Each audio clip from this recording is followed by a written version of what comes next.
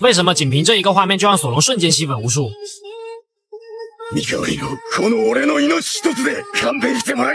当路飞用尽最后一丝力气将莫利亚击败后，草帽团终于获得了这场死战的胜利。正当他们沉浸在胜利的喜悦中时，一场怪物伙伴生死的试炼才刚刚开始。王下七武海之一的大雄带着世界政府的命令赫然出现在了他们眼前，他的目的很明确，那就是取走路飞的人头，然后抹杀掉所有目睹了莫利亚失败的目击者。眼见无法逃避，索隆第一个站了出来与他战斗。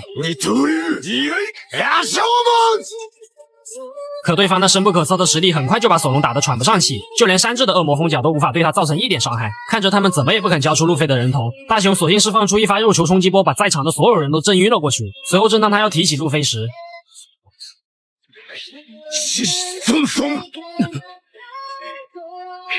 这几乎是索隆用尽全力的一击了，可他的攻击却仍然无法对熊造成伤害。此时的索隆很清楚，以自己的实力根本无法战胜这个强大的敌人，所以他当即做了一个大胆的决定，那就是用自己的人头来换下路飞的人头。やがて世界一の剣豪になる男の首と思えば、とって不足はねえはずだ。而当熊问起索隆明明有这么大的野心，为什么还甘愿代替路飞去死时，只見索隆坚定地说道：“船長一人守れねえでてめえの野心もねえだ。ルフィは海賊王になる男だ。”这时，山治踉跄的从旁边起身阻止了索隆那愚蠢的行为。他向大雄直言道要拿自己的性命来换取所有人的安全。虽然他的人头现在还没有被海军重视，不过日后肯定会成为草帽团里最棘手的存在。听闻此言的索隆当即用刀柄将他敲晕了过去。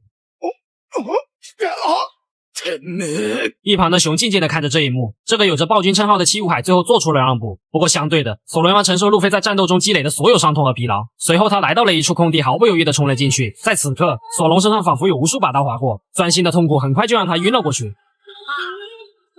待众人醒来后，路飞身上的痛苦已经完全消散，可只有山治知道这其中的缘由。他发狂地在空地上奔跑寻找索隆。没一会儿，他在一个角落发现了索隆的身影，不过映入他眼帘的却是索隆浑身是血的模样。正当他追问到底发生了什么时，只见索隆轻描淡写地说道：“